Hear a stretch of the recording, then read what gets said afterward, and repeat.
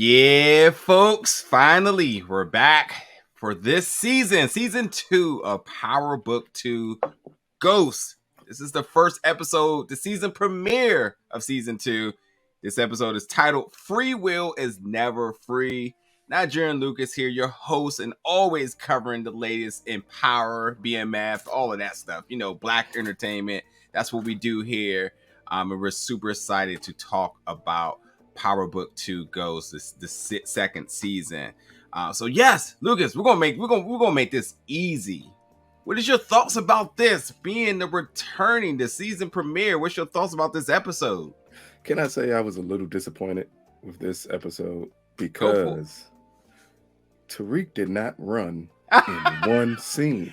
Hey, like and he doesn't running the whole season. Like, my bad. He did, but he ran for a deer. Like, that ain't real running. Like, I need him running for coke or drugs or something of that nature. Or just random location to school and being there in like 10 seconds. Yeah. Hey, like he round a block from the school, Joe. And looks like he ain't gonna be running much longer because Brayden got a new whip. So, they might just be pulling up together in that, Did Brayden not have a car beforehand? Because that just seems like an odd thing. Exactly. They're freshmen, but come on now. He definitely had a whip. I said, but then they're in New York. Who has a car in New York? That's the one place that's unnecessary to have a car. Would you say it's the equivalent to Georgetown kids having cars? Yes, but you go around Georgetown, it is crazy the type of whips they got. If you live in Georgetown, there is absolutely no reason for you to have a car. Yeah, like everything. And then Metro, everything, like, nah, I don't want a car there because you're not going to be able to park anywhere. Yeah. But Ghost was able to find parking anywhere in New York. So I'm sure Brayden will be fine in finding parking anywhere in New York in his new whip that he's embarrassed that he has. Man, white privilege. How dare you? How dare you have the audacity, Brayden, to not understand? Like, I didn't get a car for nothing.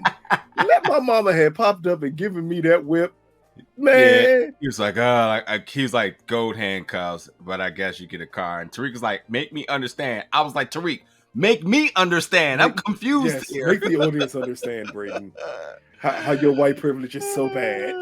Oh my goodness. My quick thoughts is obviously the Tyler, the Creator song being embedded this entire episode. Tyler is one of my favorite artists, so I was definitely bopping to that. Jeff Russo is in charge of the music, so that means that's his decision to go with this. I think that's kind of a mastermind move here. I love the song, and him and ASAP go crazy on it, but like I would have never thought to use it in this manner, and it worked. And the beat is sick. But like the beat does have that little menacing feel to it. That's the key part. It has a very menacing even the way it comes on, it has that menacing vibe that Jordan Peele looks for in every song in every movie that he's a part of. But they didn't have to like speed it down or slow it up. Like, nah, it just works here. Even down to when Murray got the gun and she's peeking around the corner and you're like, and then the song starts to play, you're like, yeah, okay, you're right. That does chose this song. Yeah, that does give you Jordan Peele feel. You're absolutely right there. And of course, since we're back at Power Book 2 Ghost, that means we got the OG theme song, The Big Rich Town. So that's always good to hear. But because this is the premiere episode, it's important to reestablish our characters. We want to know where their mindset at, what's their story arc going to be, introduce new characters and how they get intertwined into everything. So I think the best way to handle this review, this discussion tonight, is we need to go down each character one at a time and kind of give our thoughts and reactions to where they're at. So we're going to obviously go to Luca's favorite character first. And you know who I'm going with. Baby Yaz out here. Hey. She done got lines. She out here cooking breakfast. I am still waiting for Yaz's power book. I don't know why Courtney Kemp has now announced Yaz Speak Into Silence power book. We need that power book, Joe.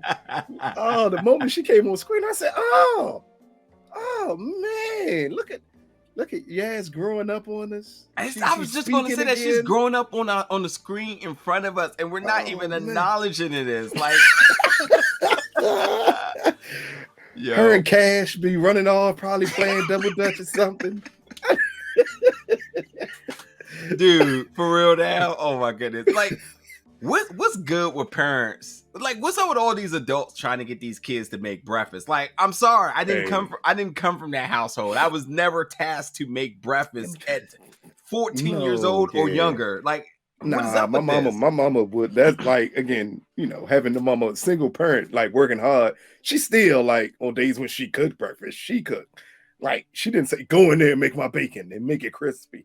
Don't understand. I don't understand. Like, it's so wild that's the case, and then G-Ma out here is on something.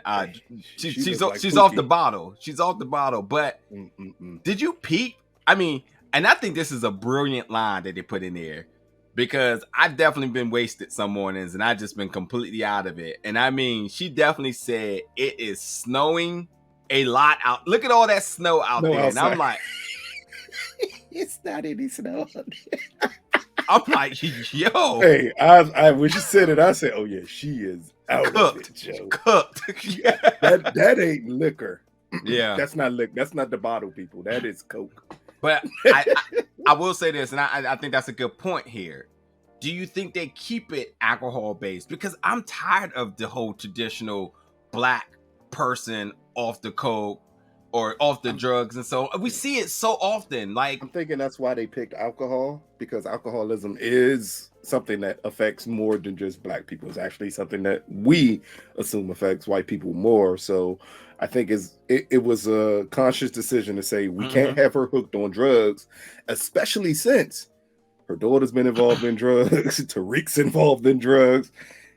Everyone's involved in drugs in this show. So yeah, if we're going to give her advice, have it be alcohol, and that's the reason why. I was thinking at first, when I first saw it, I didn't go immediately to drugs. I went immediately to her being sick or something, just because she kept on saying, I'm gonna go back to I'm tired. She just looked tired. Yeah. So I said, maybe she's sick or something like that. And then they said no. Then Tariq brings up, has she been drinking again? Yeah. And so I said it's getting worse. Yeah. Did Tasha not notice about her mama before you left? No, but see, no, that's the question here. There's a lot to kind of make with these two characters, Yaz and G-Ma, and they were only on the screen for 2 minutes. This is potentially an issue because, number one, she's not going to be fitting to take custody of Yaz. Yep. And I don't know how protected custody works, but there's no way they would put Yaz back with Tasha, would they? See, now that's something I always question when they had Tasha go to Woodsack, is because normally when a parent goes, they can take their children with them. Absolutely. I was like, the mother couldn't have went.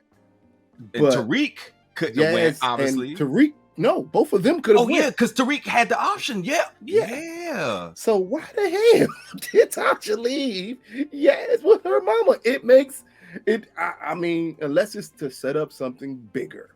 Yeah. Like possibly Tariq having to step into that role as the primary caregiver and provider for Yaz. That would be an interesting thing to go down, because Big Mama, as they called her here, I believe she gets a stipend from Ghost's estate to take care of Yaz. That's true. She was the only, I mean, that's how she got the place. Because Tasha didn't get nothing. Tariq didn't get nothing until he graduates. Tasha didn't get anything. Yeah. And then Yaz she got some money from Ghost, but Yaz has money from Ghost, and I'm pretty sure the estate of him still has to take care of Yaz, which would be very interesting, because that means if something happens, and this could be the reason why they did it, because if something happens to Big Mama and Tariq takes custody, the state has to pay Tariq now. Oh. Yeah, that's interesting. Also, too, what is your predictions as to why she resorted to alcohol?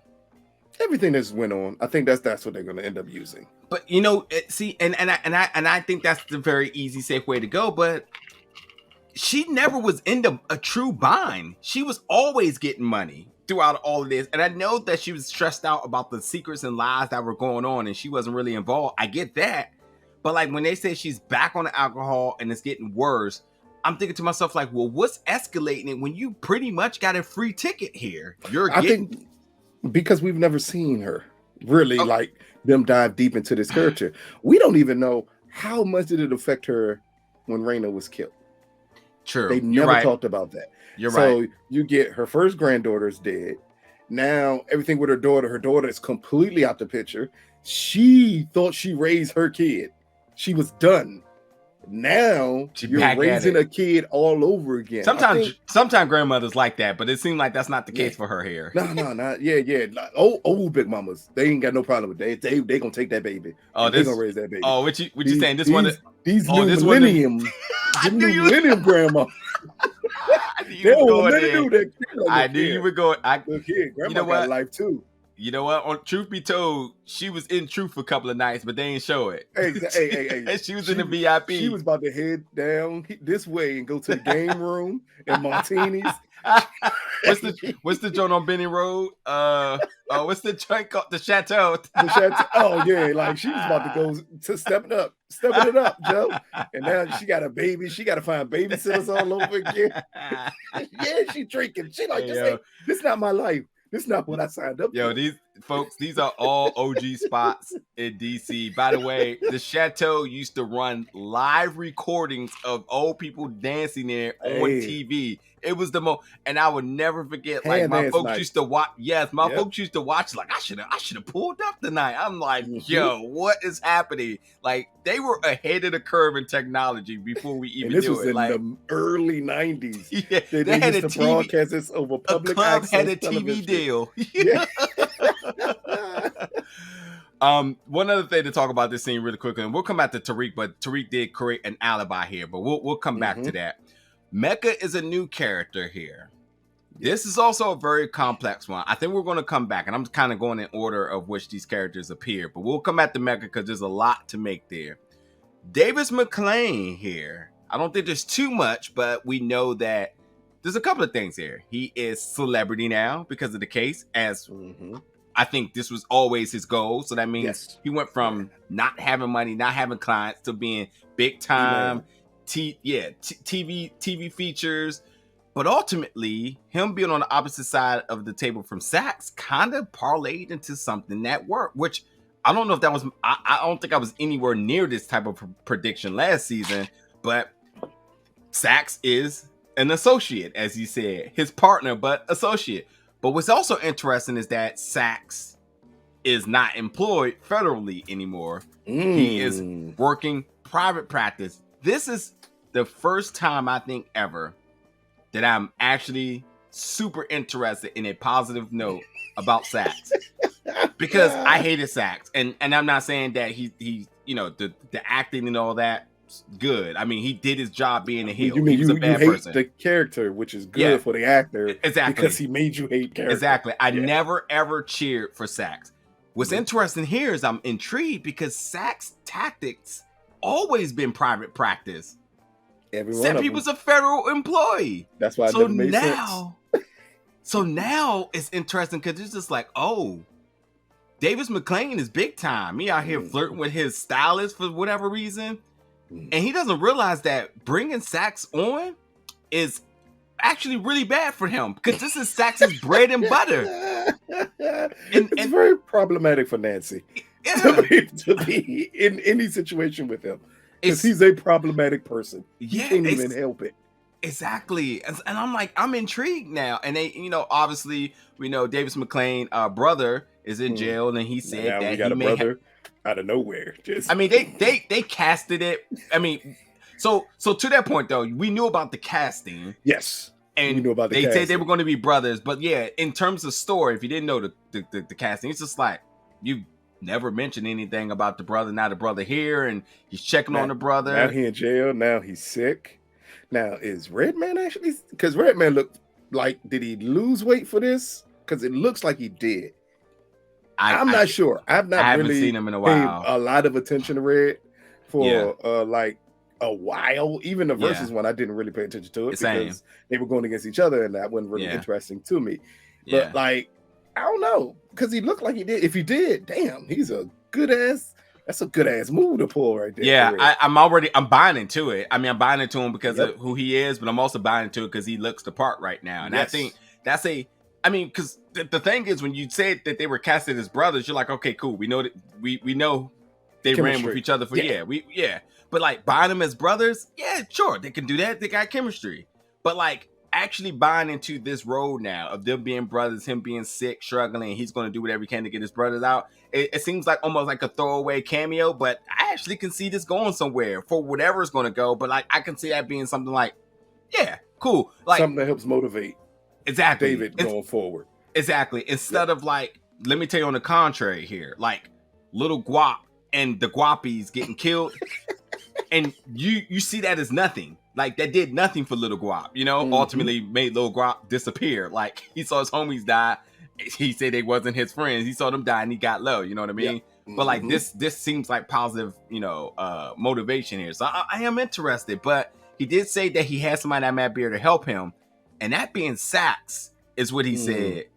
I don't know what the hell he's thinking, but I tell you what, he's not wrong, because Sax not being employed will be so pressed to try to get back in that whole with alignment with them, that he would try to be like, hey, I could do this, so he'll do anything for you to succeed because of Sax.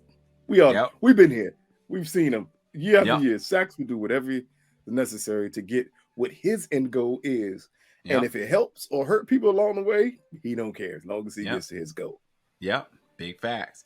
Let's go to Zeke now. Zeke is back on the court. Zeke obviously having academic probation, so he's missed time on the court. He's training. I'm sorry.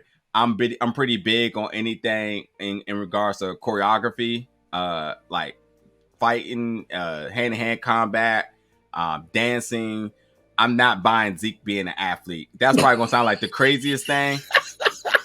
But look, y'all can say whatever y'all want. I think Lucas, we talked offline, but I think that you may prove a huge point here. And I don't want to steal your point, but I'm gonna feed you into it. And I think that's for a reason that I'm not buying Zeke's talent. Because boy, it ain't making sense to me yet, and I'm waiting. Like this, we're gonna ride Zeke to the finals, and I'm like, wait, up to the NBA, and then he's gonna get money, then we're gonna get money. It's like we have not established that he's a lottery pick. Like, what happens if he's a second round pick? Where are you gonna go with him? You're gonna go nowhere with him because he's gonna have money to take you there. So folks, just really quickly throw to the audience here.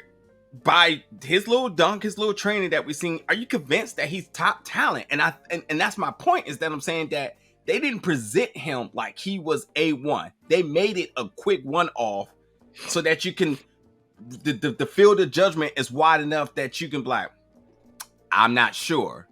Because the family hyping him up is one thing. But us actually seeing it, yes, he had scouts, but he's been off the court. We done seen this with plenty of people in real life. So I think that whole little warm-up and training that he's doing, the reason why it looks so broad is because it's on purpose. It's on purpose. You get the trainer saying, I wouldn't rush it.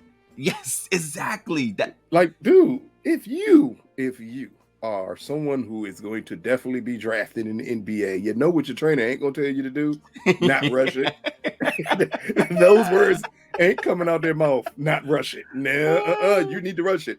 You need to get here. You need to strike while the iron is hot. His trainer telling him not to rush it. This could be a foreshadowing that maybe this ain't gonna be what you assume it's gonna be, which in turn hurts Monet, because then it's not. If he's not the grand superstar she needs him to be, what's next? And I think that story is much better. I think it's much better. Interesting.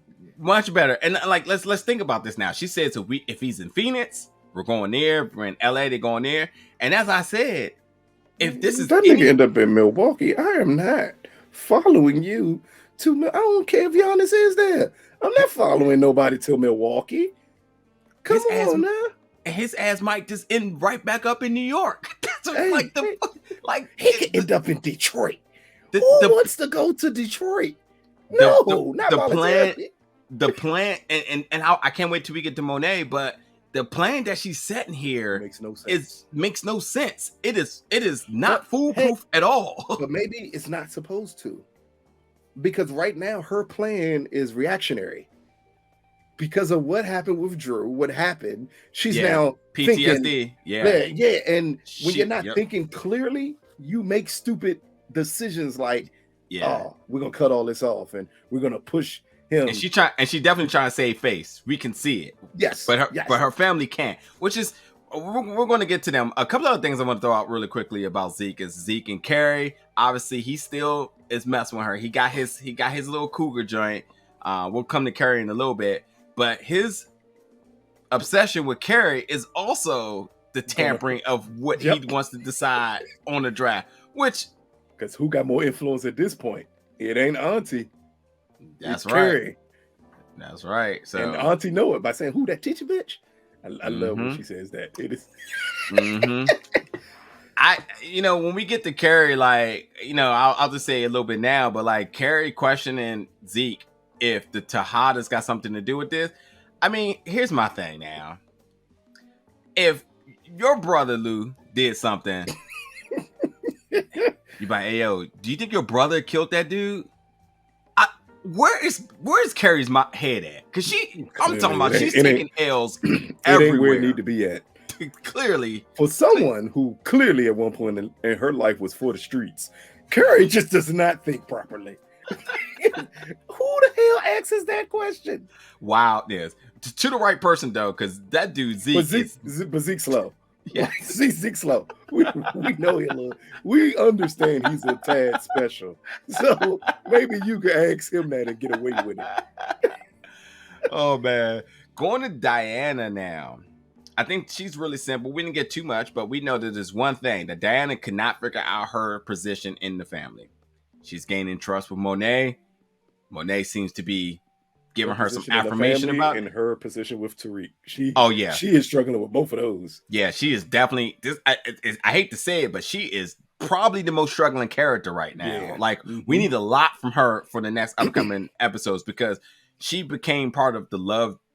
I don't know, not a triangle. What do you call it? Like a love square? No. It's three of them: Lauren, Diana, and Effie. I forget. Keep on forgetting about Effie. But Effie out in these streets making her money. She ain't think about Tariq that much. Well, I don't know. We'll see. She might. I don't know, man. Everybody rooting. I mean, she is supposed to be a rerecurring character. This now Effie is. Now get this right here. Effie would be the one he should be with. It was always obvious. It's obvious. But Effie's also like, you know what? Go ahead, live your little life. Peace and blessings. Exactly. Oh, not Effie telling him I love that for you. I love that for you. when we get to Monet, we'll talk about when her and Diana went shopping. But I did like that fit that she had on. That joint was bomb. I was like, she trying to make sure Tariq choose tonight. Exactly. For real. Oh man. So let's go to Salt Lake City. I mean Drew. Exactly. he is hurt. Like, oh man, my man, my little homie couldn't draw. Yeah, he was so mad. He has brought up about I don't want to be shot like 4 times. I mean, they didn't give him a lot in the script this episode, but for a nigga who has killed multiple people, he gets shot and he like the world is over because I got shot. You didn't think about that with all those people you shot, and we said they felt the same way. He was supposed to be the next here in of the family. You know, it seemed like Lorenzo had more faith in him, not Kane. Kane was never ever on the chopping blocks there, and Kane, who says he's the most menacing soldier out there, wrong, because your brother Drew clearly is, as been proven last season. Make it make sense here, like you said. Drew got shot and went soft immediately. He went soft. He don't know what to do. This might be like the Deontay Wilder situation where I always say like he got hit and my man was like, "Nah, I'm good. This boxing stuff ain't for me." Like exactly. Everybody bully till they get hit. Yeah, and Drew was a bully. He got shot, hit, and all of that went right away. And he like, nope. Yep. But you let me get shot. You let. They're like, wait a minute. I'm like, do I not properly remember last season? Like, I'm pretty sure he played a part in that also. Pretty sure. Pretty damn sure. I guess we could just mention Kane. I mean, Kane running with Mecca, little guap. Kane is out here trying to establish his little street crew and whatnot. Kane is the biggest kingpin worker bee humanly possible because he can't do either one of them right. You think he's leading the game. When we get introduced to Mecca, we assume that he brought Mecca on as like one of his workers. Then we get to the point that's like, no, he's working for Mecca, who has no workers of his own, but tons and tons of work. With planes, warehouses, but no crew. Yeah. Something ain't adding up here. Yeah, let's go straight to Mecca because this kind of intertwines with everything. I mean, Mecca, as we seen Mecca, Lil Guap, and Kane in the opening scene, one of the opening scenes, and they finish off all of the other GTG. I keep wanting to say G. Wait, is it GTG? Wait, is that Genuine Tank? That's the same name, right? Oh man! Oh, that's TGT. Whatever, but nah. That's what you said. Tariq, Genuine and Tank. TGT. Yeah. So GTG. They finished off the rest of them, which I mean, I guess they needed extra casualties to show that Mecca is legit. But Kane is suspicious, and like Kane being suspicious is like one strike in the you using your head market, Mm-hmm. But as you said, when they went to the bunker, they got all these foreign guards. I mean, it's literally looking like Need for Speed or Midnight Club, one of those games, Grand Theft Auto. You got the whole thing set up, and he looked at come on now, like this. You ever hear about like mirages of like when you see gold and this is glowing? Yes. He looks in the plane and it is glowing of product, and he's like, and then he instantly turns his brains off. I mean, he checks it, but it's not checking it of suspicion. He automatically thinks, I gotta connect now.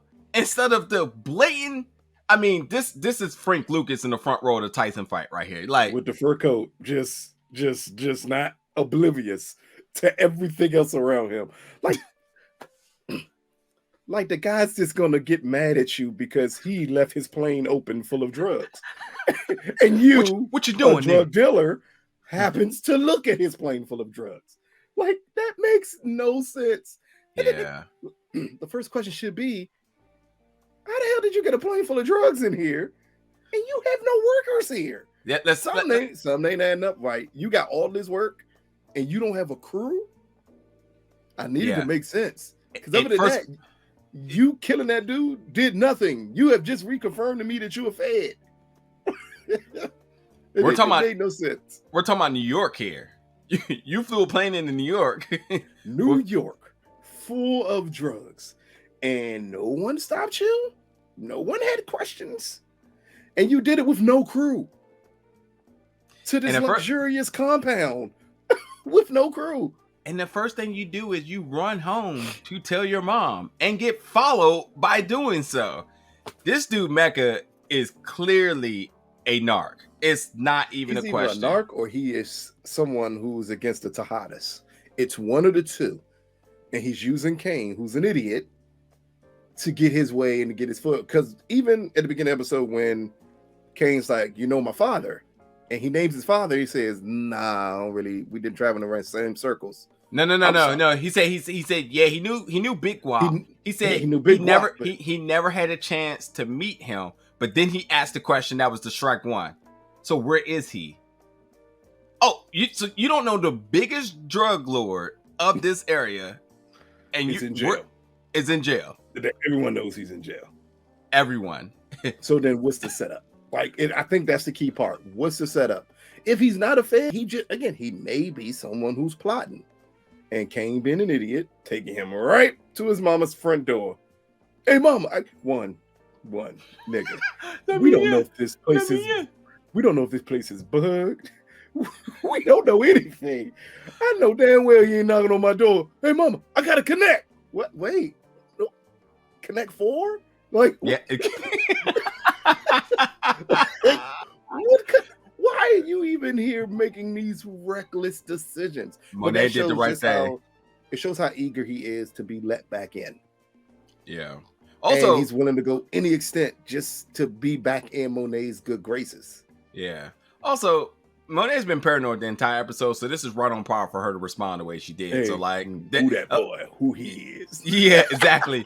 They should have played that song right when he knocked on the door. That song should have started playing because she ain't trusting that at all. Exactly. So I don't know, man. Mecca, creeping around trying to see what's up with Drew. I mean, with Kane, which to me, you have to think, why are you following him? Out of all people, like, what is? Why don't you trust him? Is the question. So, again, if unless he's working against the Tejadas or he's a narc, there's no other reason for him to have to go back and follow him. So it doesn't make sense. Yeah. Again, he has no crew. So yeah. I'm confused here. He got a crew. They're wearing blue uniforms and their cars got blue and reds on top of them. Got the biggest crew in New York. Yes, he do. Yep. Yes, he do. Who the next person should we go to now? I guess go ahead. Monet. We might as well go right here to the paranoid mama who's trying to take her family out of the upper class into a better lifestyle, which still makes no sense to me because she's tired of being a drug dealer. Like it was, I think, just to show again her PTSD from this situation, and that what they say, the flight or fight response, and hers is the flight. She's like, I'm out. This is over with now, which makes no sense because we also get no mention of how are you just going to leave with Zeke with your husband in jail? I mean, Diana asked. I mean, Diana said it to Drew, basically like, Like, do you think your kids are going to be loyal to you? I think that's what this is setting up. Like, you're testing them to the extent where, do you think they love you more or their father more? Or the lifestyle. Yeah. That's all they ever known. Drew don't care about the lifestyle no more. We see he out. Well, yeah. I can see that going either way because they did make the statements like, so we're gonna work for Zeke. I don't see no one was enthused about that. I mean, Monet couldn't even give out assignments and actually be confident about them. She's like, you'll do this, and I guess you'll do that. And I'm gonna be his manager. You're gonna be his slave. Travel. You'll travel with him. Like what? I'm confused. Yeah, I'm telling you, man. If Zeke name don't get called in that first 3 picks. Hey, how dare you try to make me somebody's personal assistant? Yo. Hey, for real, they need to record the NBA draft a scene in here. And we need to see Monet be pissed off when they get moved from the outside room to the inside thing, and they're just sitting there like, yo, day 1 about to go by. He still ain't been called yet. Pick 28. Oh, matter of fact, going to the Brooklyn Nets. Exactly. I was just about to say, and Brooklyn's doing good, so I was like, this is possible. But and you know what though, because it is a New York show, of course they're going to make the Knicks or the Nets a good team, so they would have the last pick. So that is funny. Keep all y'all right where you need to be. Yeah, which is in New York. Still needing money because Zeke don't make enough to actually support everybody. Oh my goodness. But Monet was in full-blown mom mode. Like her responses to Diana, her paranoid for Drew and so on.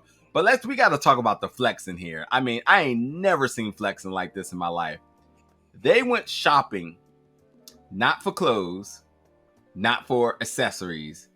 They strictly wanted the bags and the boxes to carry the product in. Whoever wrote this in, they must have had like a think tank of what is the most flexing thing we could possibly do on the history of television. They say we don't even care about the clothes. We just need the boxes, the bags, because you can apparently, I mean, and like it does work for Brayden. I don't know if it works for black people to have that many bags and not a still be black suspicious. person walk down the street with multiple high fashion bags. You're gonna get all the attention in the world. Yeah, that makes no sense. Yeah, let's talk about let's talk about this. Like this is not even reaching at all. Diana got pulled over, parked. She was parked, but they pulled her over with 2 cops for her to move her luxury Land Rover. That tells you right now that when black people have luxury, you're automatically a target. And did you notice that Monet hit the about face because she didn't even look in that direction because she knew it draws attention as well too. I'm sorry. So why would you put the work in expensive bags? Like, it makes no sense. Yeah. Again, perfectly good sense for Brayden. Yeah. No one's gonna pull him over for that stuff. Again, white privilege kicks in. His new car, his expensive items, they're not gonna bother him. But if Tariq pops up with that stuff, it's gonna be big questions. So again, I think you're right. It was just a move to flex. Like, absolutely a flex. I mean, the fashion in the entire show is already a statement to be made, and I think they were just like, "Yo, we're just gonna keep running our fashion budget through the roof." You know what they could have got away with, and I don't know why. See, power. I'm here for y'all. This is what y'all need to do. Y'all go to Foot Locker, get a bunch of bags and empty Jordan boxes, and put all your drugs in them. You know who's not gonna stop you? No cop, because black people do. They already know y'all all in Foot Locker. Y'all all wear Jordans. The resale game is just it. Yeah, you're perfectly fine. It didn't have to be the high fashion brand type of stuff. It didn't make much sense. You can go get black people to do 20 pair of forces, and it is going to go under the radar no other. All you gotta do is, and if you're worried about them checking them, get 20 boxes of forces. Had the first 4 be real. They'll never bother you. They're gonna be like, white and white. Once they see those black leathers, they got we good. You already know you can't even touch somebody's black leathers on them joints. nah, you get white on whites, man. You get white on whites, it makes sense. Them joints only good for like 2 wears. Once you wear them twice, you got to get rid of them anyway. They be like, yeah. You about to have a hot summer, I see. Yup. Only forces this summer. Only forces. That bye, man. Go ahead. You good. And leave you alone. Yeah. So we still got a couple more characters. Obviously, Tariq. We got Brayden's family, which we'll address. But before we get to them, let's go to Carrie now. And Carrie and Jabari. Jabari has been discovered as dead. Yes. Carrie is very emotional about it. She had to step in place for him for teaching the class. By the way, this was all filmed during the pandemic. So when she mentioned that this was a smaller class, they separate the class. It was because of that. Yeah. So that was really first of all, commending them for this show not looking like a pandemic show, but being able to film during the pandemic. Like, definitely kudos to them for doing that. But Carrie is in this dilemma now where I think she was talking to her mother, and she said, "I know I done dumb things in the past with Zeke and Jabari." I don't think it couldn't have been her mother, because there's no way she would have told her mom she was sleeping with a student, right? Hey, there's no telling. Telling. Her mom knows. Was it her therapist? Maybe her therapist. Yeah, but either way, it doesn't matter. Everybody knows she was for the streets. So, even mama knows. Even mama knows she's for the streets. But I mean, like, I know she did not meet this new detective guy, Kevin Whitman.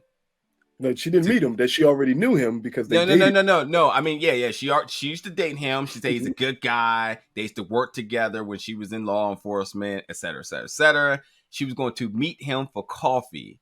And here's my thing, because I was feeling a little antsy about that scene, because I hate when, obviously we all hate when somebody's tardy. Like, that's one thing. But I also hate that, like, when people, like, make it their purpose to make it know that you were late. So when he came outside, essentially, when she was pulling up, it was kind of like, bitch, where you been? And I was thinking to myself, like, I'm like, damn, this date ain't going so good. I thought he was a nice guy. But then he doubled down on that. Like, he told me to just hold that statement, because I'm about to do you one way worse. He said, instead of this coffee here, right here, that we're here right now, I was hoping I could take you to another spot. He took her to identify her old partner, fling, whatever body Oh man, as a date. It was a date. Hey, he hit her with the Boys in the Hood. Hey, want to see a dead body? All her little hopes and dreams of a dream date went right out the window. And it's so funny that he did that. The that level, is hilarious that he did that. I thought catfishing was bad. This is way worse. This Dead is the fishing? swerve from hell. Yeah. Dead fishing? Damn, man. And I mean, and the only other thing to like talk about with her is that she went back to Zeke and Zeke to be held. She's not thinking about Zeke. She is clearly lost in the sauce now. She's like completely compromised. So we need more on her as well too, because her and Diana right now are two characters. I'm kind of like, well, what's next for them? Mm-hmm. And yes, we know that Carrie may potentially be part of the investigation going forward while she, trying to help her new boo, Kevin, in trying to put pieces of the puzzle together because of the back to Zeke and his family, which could compromise her even more. So, I forgot something I wrote in my notes here. That's the point. That's the point that don't make sense. Jabari and her were doing investigations about the G2G murder, which, as a result, got Jabari killed. So you mean to tell me that you're going to go back down this same path of investigating a murder? well, Carrie ain't the look. She's just distraught right now. She thought she was going on a date. All of this, she just lost right now. She might still be on that date, honest, mentally. That shit is crazy. Yeah, she just thought she's going on a date. So everything else right now, I think, is just that she's not mentally in the headspace to factor and put everything together. That's what leads to the dumb questions to Zeke. Yeah, about stuff that she shouldn't have asked him. Do you think the Tejadas did it? I mean, Monet, she threatened me, and she said if I keep messing with you, what? So you're a grown woman here, and just hold me, Zeke. I'm sorry, Carrie Future ain't looking too bright. Her head is not herself there. In jeopardy when she shouldn't. Just by speaking to Zeke that way, because then Zeke is stupid, and he's gonna go back and ask him, as he did. Oh, did y'all do that? Did y'all kill the professor? Like, Nick, you're just as stupid as she is. Stop repeating stuff like that. She's literally going back down the same path. I don't know. One other thing I want to mention real quick is Lauren, played by Paige Hurd. She had that emotional scene with Tariq. I think it's important to note that I thought that scene that she had, it was really emotional because I felt like she acted her ass off, and it was something about that moment that it just really, I connected with it. Like I really felt her, the pain of her being worried about Jabari and so on. Because the biggest thing is, she questioned Tariq, why aren't you? But the question for me was like, well, why are you actually concerned about him? The biggest question I had is why are you overly affected by this? Yeah. So I thought about this for a minute, and that's the thing. And I don't know where they want to scale this at, but I don't know when this was filmed, but I'm just going to throw this theory out there just in case. I feel like that scene, they left it the way they did because I feel like she was tapping into her godfather's, with DMX passing. Yeah, and that was probably what triggered it because I don't know. I don't see Lauren, the character, being that connected to Jabari, but Paige, the person, given that really in that scene, giving us that emotional moment. Or is it that they want it? But it also feels like they do want the kids to mourn Jabari, which it makes no sense to us at all. Yeah, it just makes no sense because I mean, I've had professors in school. If they ended up dead a year later, I would say this too. It would have been more sense if the TA was somewhere in one of these scenes that the teacher assistant that he was sleeping with. I'm trying to remember season 1. Jabari was at her house with her parents, right? When they had the dinner? And Tariq was there. Yeah. And he was trying to belittle her. So then... belittle him. Belittle Tariq. Yeah. But then it makes me wonder, how close are her parents with him? Okay, in turn, that's a good how point. close would she be with him? Good point. So good point. While this is Tariq's first year there, that doesn't mean that she hasn't known Jabari for a while. Good point. And then that's where the emotion comes through of her like questioning why Tariq, even though I think it was beautiful the way they set it up for Tariq. Because clearly you're just asking someone whose father died last year. Yep, I'm glad that's not to no mystery why he was just or ice that cold. The point that he first pointed out, my twin sister was killed. My father was killed last year. I just lost my mother. I'm kind of used to death. Yeah, well written there. Yeah. And Tommy, because I think he said my uncle. Yeah, he said no. Yeah. He said my stepfather. Oh, uncle. Yeah, he said uncle. Yeah. Because Tommy's supposed to be dead. Yeah. So he's like, I'm used to death. Yeah, you're right. You're absolutely right. Let's get to the rest of the folks real quick. I think we're going to end with Brayden because of the last scene. So we'll end with Brayden's family. Let's go to Councilman Tate here, who is very still upset that he lost the election. All of his Trumpness. Hey, my man, I cannot believe that my man said that they stole the vote. Straight Trump lines. That is absolutely hilarious there. But he has a plan to want to get back. He goes to Stephen Ott. And he basically says that he's going to look up stuff on Rick Sweetney in order to be able to take his chair. So that's what seems to be what's going forward with him. He's going to use his brother in law enforcement to go through it. I mean, obviously Tariq is going to be involved here to some extent because there's connections there. And I think also too, this is going to start to provide an indication as to the direction of Power Book 5 influence, because you got some big characters involved here. Rick Sweetney, which we're going to talk about in 1 second. Stephen Ott, who's already been one of the most interesting characters that's been kind of downplayed. And then Rashad Tate name is just attached to the title. And that I think he's just going to be used as the vehicle for folks to say like that's his show, but I don't think he's going to be nearly. And I did research a little bit, and they're saying that that show is going to take place in DC. Who went to DC when he got a better job? What's his name? The other dude, Mock.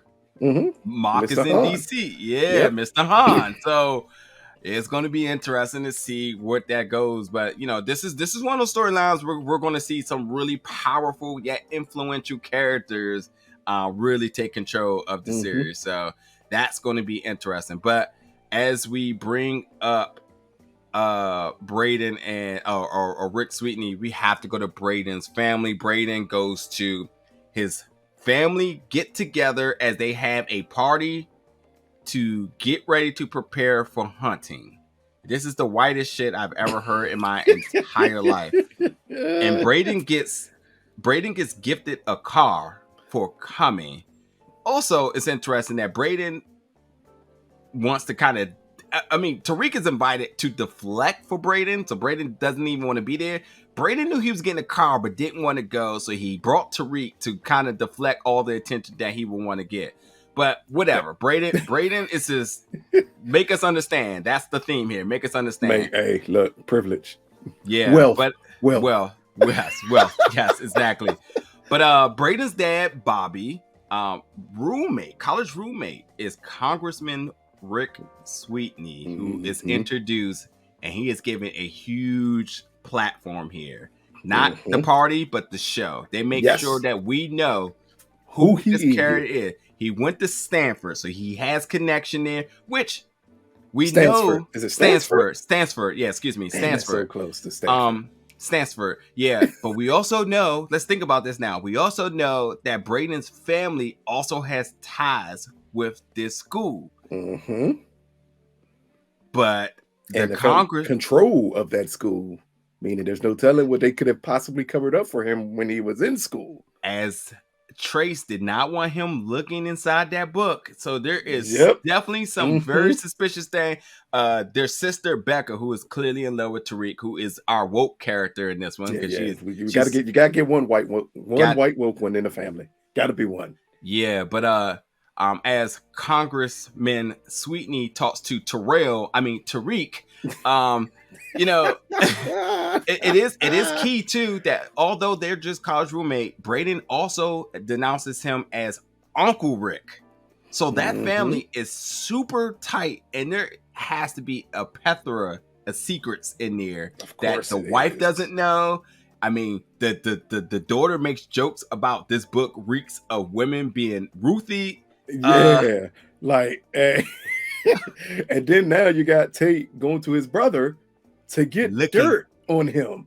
If you don't see the setup for what's gonna happen, it's clearly there, and it's going to involve Brayden because your family name is involved in this. Yeah, now Tariq is involved in this, and he tried to kill Tariq in the first episode. So talking about that, first of all, Brayden, who's white, obviously, is trying so hard to to not be, which is the wildest thing to me, but whatever it may be. But I also want to say that Tariq saying, I don't understand what the deers did to humans, why they have to be hunted, and is it? I mean, I don't know, but yeah, as you said, Tariq, you hunt humans. I'm gonna need you to not act woke when it comes to the deer. Okay, brother? No, you're not allowed to do that. You're not allowed to do that. You kill ghosts. We'll always remember. Yeah. But it is interesting that they did try to, in trying to shoot the deer, Sweetney almost shoots Tariq. And I think I don't think in any way was he going to shoot Tariq. I think he was sending him a message, though. Oh, for sure. Because of that confrontation that them two had about him being brought out by Big Pharma. And then him trying to disrespect Ghost's legacy by saying he was involved with drugs and all that. He didn't like that exchange with Tariq. The street drugs versus the legal drugs. It was an interesting conversation, but I think that was definitely... And Tariq said it best. The legal drugs kill way more people than street drugs do. Big facts. Way more people. Come on now. Y'all just gave all those people billions of dollars because you got them hooked on opioids. Nigga, you ain't give no black people billions of dollars because they got hooked on crack or weed or whatever you associate black people with drugs with. Because that's what it is. It's what y'all associate black people with drugs or with the congressman was doing by saying all those illegal drugs. Perks go for more than anything else you could get on the street. Yep. Big facts. But yeah, the Pops, Robert Weston offers Tariq to take the shot, but he doesn't, but Brayden does. And I think that's just, again, speaks about Brayden always being Tariq's brother. So it makes sense. But let's get to the end of the show here now. And that is Tariq here, who I'm just going to go down a bunch of the different things with Tariq. Tariq obviously killing Jabari, still having PTSD from it. Also, who gives a fuck? Bye Jabari. Good for you.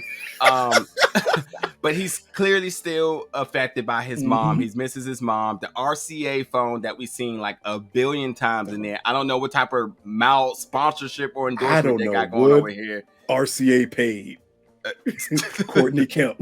Yeah. It'd be like, hey, we need you to constantly put our battery on here, because it could have just been any battery. Didn't even need a name on the battery. Did not need a name. And they made sure the battery name very questionable. RCA. Very questionable. But yeah, Tariq created an alibi with his grandma, saying he was there since 8 o'clock, and she bought into it. Tasha's a witness. So it didn't matter. Right. It was snowing in her world too, so also didn't matter. Tasha's in witness protection. He asked Davis McClain to find his mom. Davis McClain said that, Sat said he might try to kill her. Davis McClain said he wouldn't hurt a strand of her weave. Exactly. Strand of hair from her weave. He trying to get himself canceled. He know that. he is wild. He Oh man, that was the almost, funniest line of this show when he said and he that. almost said that in the room with a black woman. He was very damn close to getting canceled for that.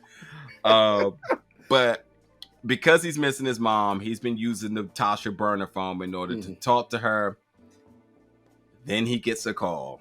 And on the other end of that call is Detective Kevin Whitman, who says, "We pinged the phone. It's in Stansfield. We know now that the person that last was with him is now on that campus. It ain't looking good for Tariq, but that's the show here." I think, and we still need to highlight the point that they're attempting to cover up the point that was it Detective Rodriguez. Oh wait, no, sir, stop.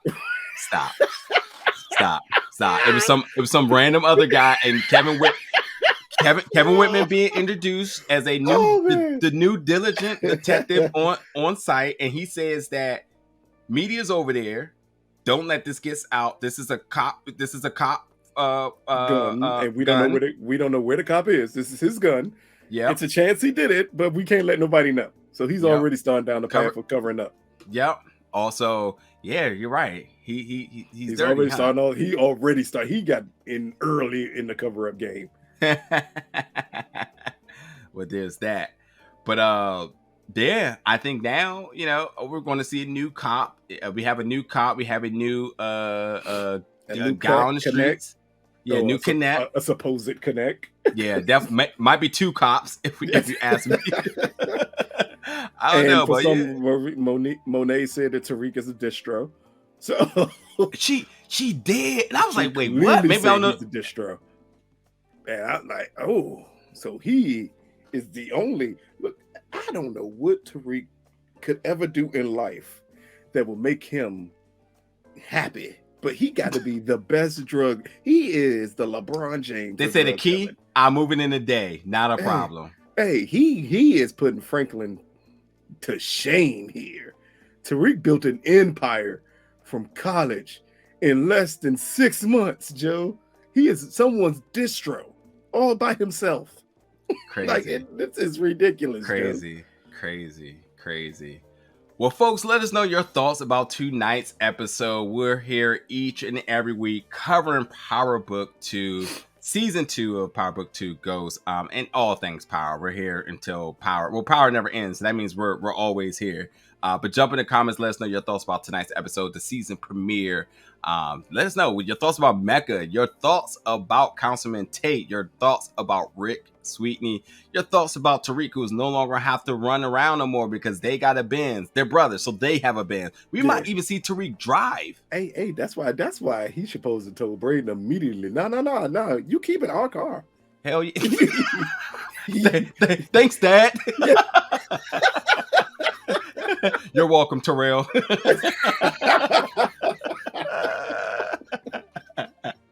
But yeah, folks, let us know all your thoughts and predictions for the season. We'll see you next week for episode 2.